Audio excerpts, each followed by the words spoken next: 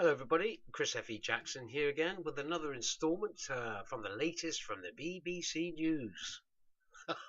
I'm, as you can see, hello. I'm sporting a new microphone. I just thought I'd just try it out, just to see. I picked this up rather cheaply. I did a favour for somebody because I'm that sort of person. And yes, they had this, and I got it for a really good price, with a spare. But anyway, the latest business from the BBC News for science and environment. Here we are. The Ugly Duckling Fossil from the Deep. Right. By Helen Briggs. Yes.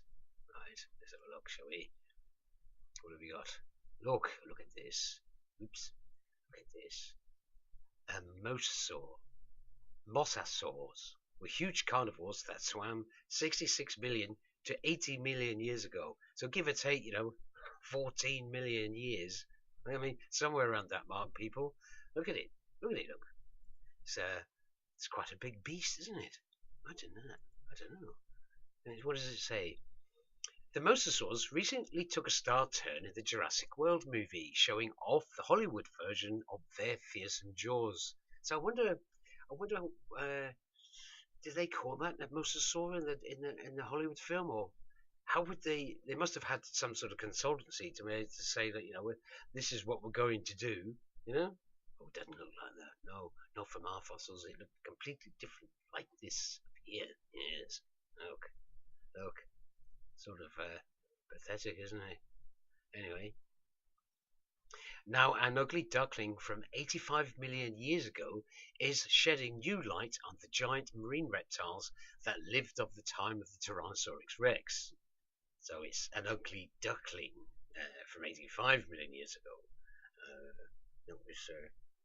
So up to 80, but now 85. So isn't the Tyrannosaurus Rex ugly as well?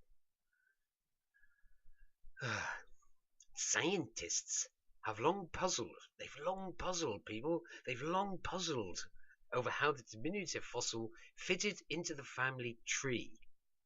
Diminutive fossil. Hang on a minute. They've got one. So they've long puzzled, but I think they've long puzzled, so they can't make the connection. Now, they now think it was still developing the distinctive long snout of its clan. So they have they now think. So they thought different previously, but now they think it's different again. So perhaps in the future they may think again differently, might come up with a different drawing, and then they'll be able to reference the Jurassic World movie and say no, this movie's not quite accurate. They look different now. Anyway, here we go. Takuya Konishi, a biology professor at the University of Cincinnati, took a second look at a small fossil unearthed more than 25 years ago in a rock formation in Kansas. Now, as I say before, people, that they're going to be digging out these bones that have been stored away in places such as universities and museums, and they're going to revisit and then change their mind and think, oh no. So as well as this distinctive long snout of the clan of mosasaurs, as it was developing, we're now developing new theories based on what we're looking at. These fossils that have been tucked away for decades.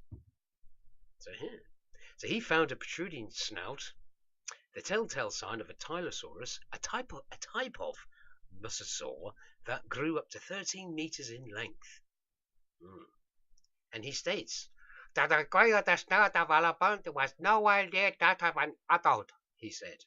It was the ugly duckling that hadn't yet become the graceful swan. So the degree of snout development again was nowhere near that of an adult, he said. It was the ugly duckling that hadn't yet become the graceful swan. And look at this. But what is that? What is that? It could be anything. It could be anything. Look, it's just in the palm of somebody's hand. Fossil pieces that were discovered 25 years ago. It could have been something that somebody ate and discarded and spat out, or pooed out even. Look at how could you get a great big reptile from that? I've no idea. It could be a mouse, couldn't it? Could have been a strange-looking mouse. But no, this was a 13-meter long animal. Look, we've worked it all out from these tiny little bones.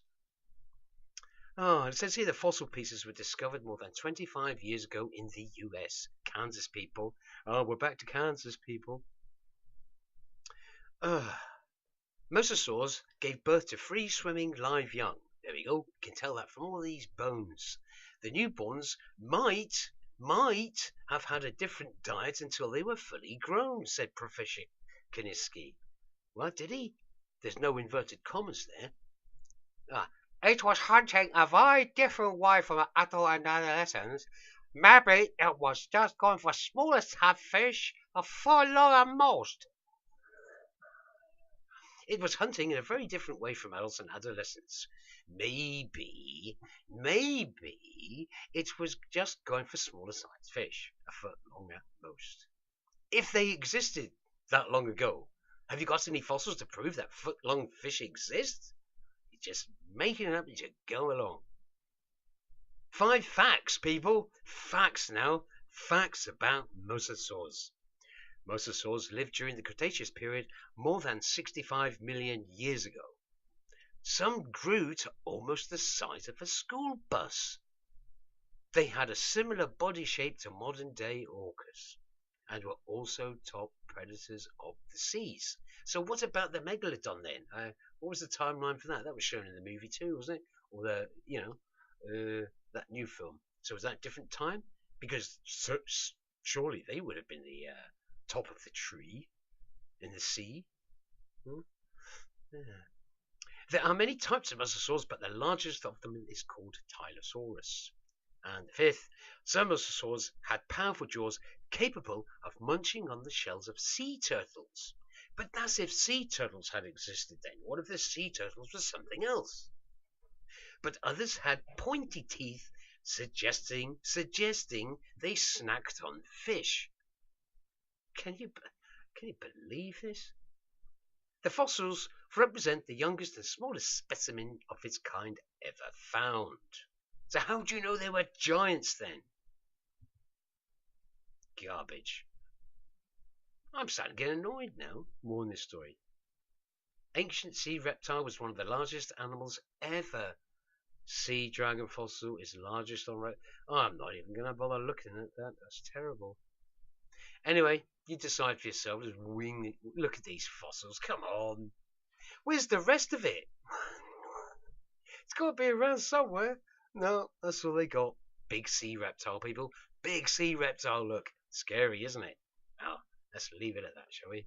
Thank you. More rhetoric to come from the BBC and all the spouting of dinosaurs, people. Goodbye.